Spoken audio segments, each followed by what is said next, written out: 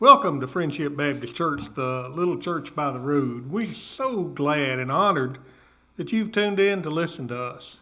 We hope and pray that as we head into the holiday season, that Jesus Christ will reveal himself to you as never before, that you'll see him high and lifted up, and that you'll see how much he loves you. I want to talk to you today about something that's kind of strange. Jesus talked to everyone he went to pretty much in parables. He told them stories. He told them stories that they could understand and relate to. And I think too many times we forget that's what God is trying to do to us. He is trying to teach us and relate to us about how much he loves us. Years ago, I heard a story that Paul Harvey put out, and I don't know if he wrote the story or if he got it from someone else, but I want to share that with you tonight. But before I do, I want to read the last part of Job, the 12th chapter and the 7th verse. And here's what it said: "Ask the birds of the sky, and they will tell you." If we will just open our eyes, we can see Jesus everywhere. And this year, especially as we head into the Christmas season, I am seeing joy in people that I haven't seen in the last year or so, and I'm seeing smiles that I haven't seen, and it could be that I'm looking for that, and it could be that I'm looking over the negative. But I want to tell you this: Jesus wants us to celebrate him and to love him and to share his message wherever we go. And I know that people say this: well, I don't understand Christmas. I don't understand why God would have to leave heaven and come down to us. I don't understand how he can love us that much. Well, I'm going to tell you, you can never understand it completely. It is called faith. But I can assure you that Jesus did leave heaven. He did come down. He was born of a manger, and he did live a sinless life. He was born of a virgin, and he died on a cross for us to show us how much he loves us. So I want to tell you this story. And I pray that you will listen to this and see if it will open maybe your eyes. And if not, maybe someone in your family or maybe a friend that you know you could share this with. The man I'm going to introduce you to was not a Scrooge. He was a kind, decent, mostly good man, generous to his family, upright in his dealings with other men, but he just didn't believe all that church stuff. He didn't believe what the churches proclaimed at Christmas time. It just didn't make any sense to him. And he was too honest with himself and with his family to pretend otherwise. He just couldn't swallow this Jesus story about God coming to earth as a man. And on Christmas Eve, he was talking to his wife as she was getting ready to go to church for Christmas Eve service. He said, "I'm truly sorry to upset you, but I'm not going to church with you this Christmas Eve." He said, "I would feel like a hypocrite." And he said, "I'd much rather stay at home." But he said, "I will wait up for you." And so he stayed home as his family went to the midnight Christmas service. Shortly after the family drove away in the car, snow began to fall. He went to the window to watch the flurries getting heavier and heavier. He then went back to the fire, put another log on the fire and punched the fire. And he went back to his fireside chair and began to read the newspaper. Minutes later, he was startled by a thudding sound. And then another, sort of a thump or a thud. At first, he thought somebody must be throwing snowballs against the side of his house or against his living room window. But when he went to the front door to investigate, he found a flock of birds huddling miserably in the snow. They'd been caught in the storm, and in a desperate search for shelter, they had tried to fly through his plate glass window to get close to the fire. Well, he couldn't let the poor creatures lie there and freeze. So he remembered the barn where his children kept their pony.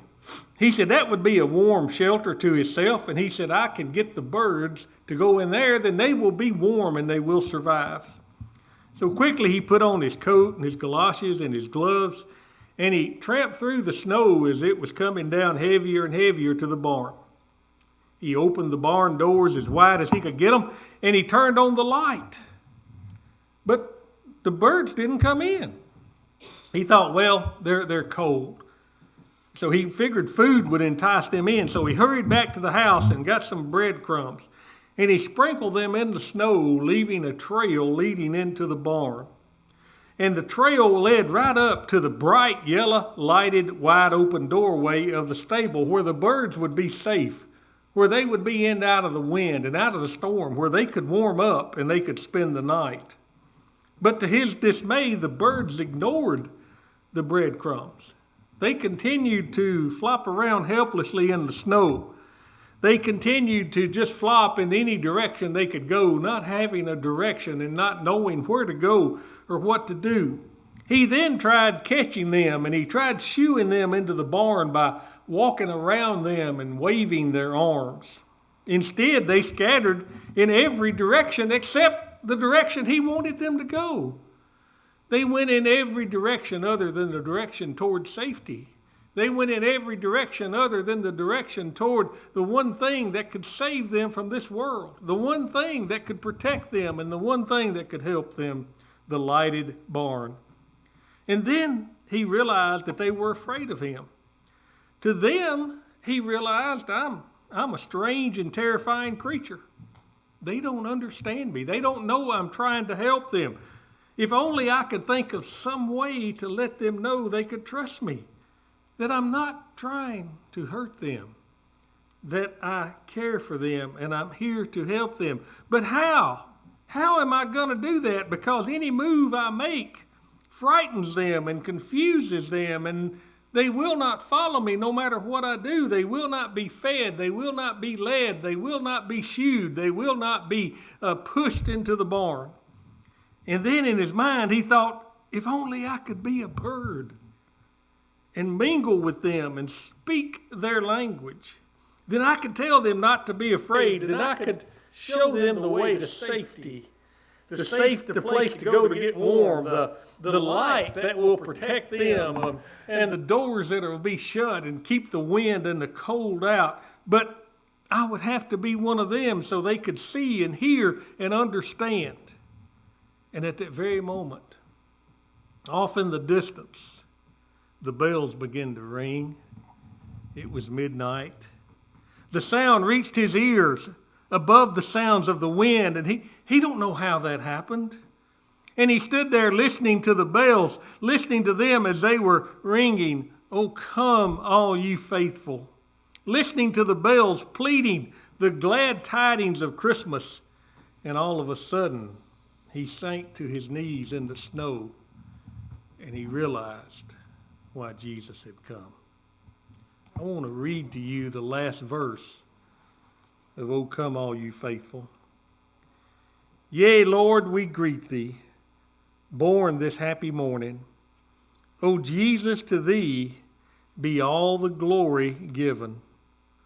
Word of the Father, now in flesh appearing.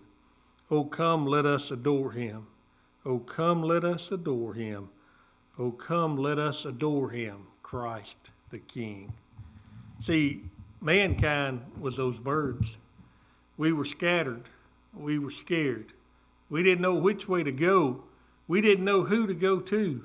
And Jesus Christ, in his love for us, said, I will go down and I will become one of them. I will show them the way to peace. I will show them the way to live. I will show them that I love them. He became one of us. He understands how we feel. He understands what we go through. And that is what Christmas is about. That he cared enough to leave glory, to come down here, to live as a man, just to show us that he loves us. So as you head into this Christmas season, think about what Jesus did. Think about the gift that he gave. He gave everything he had. And I hope as we head into this season that you won't let the cares of the world scare you. That you won't let the things of the world distract you. Keep your eyes upon that baby in a manger. because one day he's coming back as King of Kings and Lord of Lords. One day he's coming back, and I beg you now to ask him into your heart before it's too late. This time of year is a time of reflection. Look back over your life this past year. Are you better off now spiritually than you were a year ago? If not, it's not the fault of Christ, because here's what he said: if you draw near to me, I'll draw near to you. Don't be afraid. Don't be like these birds. Don't run from him. Run to him. Say, Father, I need you. Thank you for listening to Friendship, the little church by the road. We are a unique church, to say the least. We love the Lord more than anything. We love each other, secondly. And we have a place for you. We would love to have you come visit with us. We would love to hear from you in the mail or online or a phone call. But more than anything, realize that we're here to show you how much Christ loves you and to point you toward the one who was born in that manger, who came and died for you. That is the reason for the season. Thank you very much.